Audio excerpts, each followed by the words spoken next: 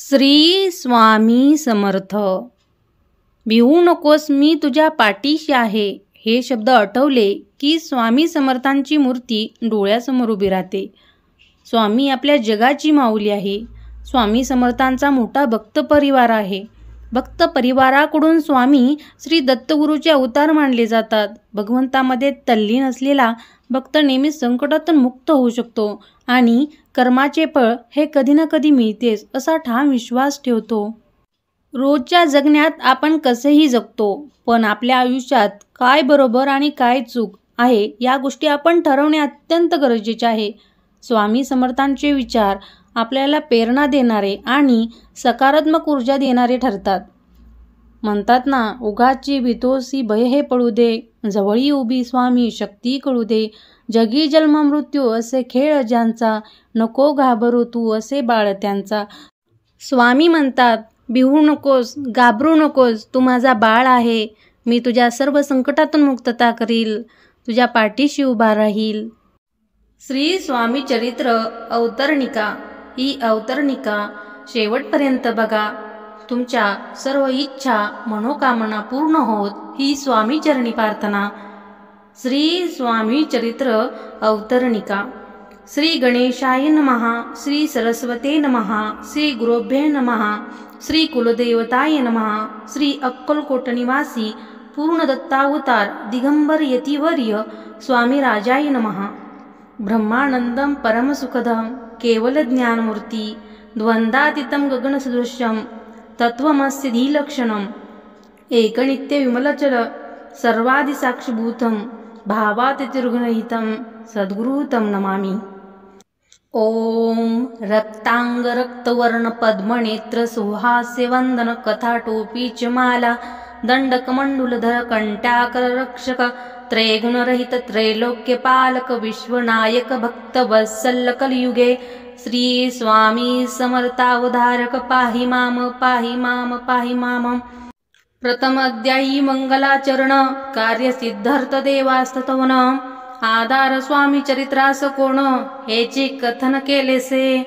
श्री गुरु कर्दळी वनातून आले, स्वामी रूपे प्रकटले, भुवरी प्रख्यात झाले. हे कथन द्वितीय अध्यायी. तारावया भक्तजनाला अक्कलकोटी प्रवेश केला, तेथीच महिमा वर्णिला तृतीय अध्यायी निश्चय. स्वामींचा करवया छळ, आले दोन संन्यासी खल, तेची सुवृत्त सकल चौथ्या माझी वर्णिले. मल्हारराव राजा बडोद्यासी, त्याने न्यावया स्वामीसी, पाठविले कारभार्यासी पाचव्यात ते कथा.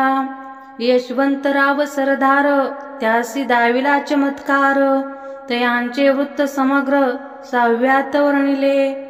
विष्णुबुवा ब्रह्माचारी, त्यांची स्वामी चरणावरी भक्ती जडली कोणे प्रकारी, ते सहाव्यात सांगितले.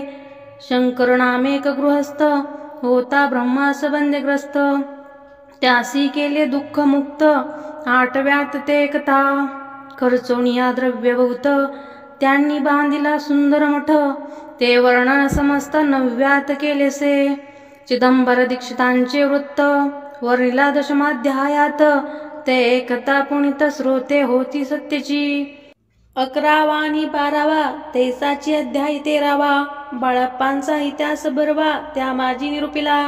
भक्तिमार्ग निरूपण संकलित केले वर्णन, तो 14वा अध्याय पूर्ण. सत्तारक भाविका बसाप्पा तेली सदभक्त, तो कैसा झाला भाग्यवंत, त्याची कथा गोड बहुत 15व्यात वर्णिली.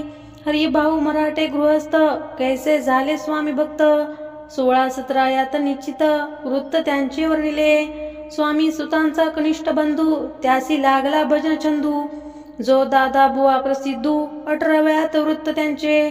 वासुदेव फडक्यांची गोष्ट आणि तात्यांचे वृत्त वर्णिले 19व्यात सारांश रूपे सत्यपे.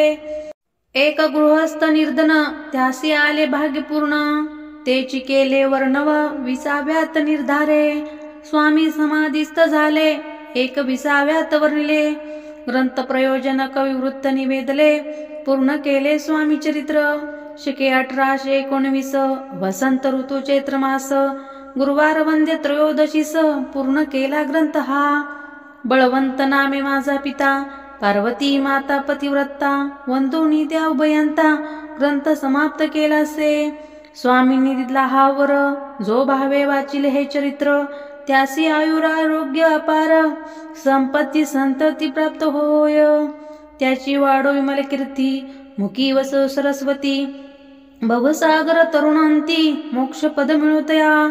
श्री स्वामी चरणार्पणमस्तु. शुभं भवतु.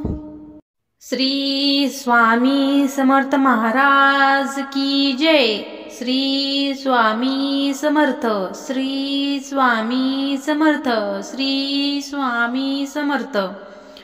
व्हिडिओ आवडला असेल तर चॅनलला लाईक आणि सबस्क्राईब करा आणि कमेंटमध्ये श्री स्वामी समर्थ असे लिहा.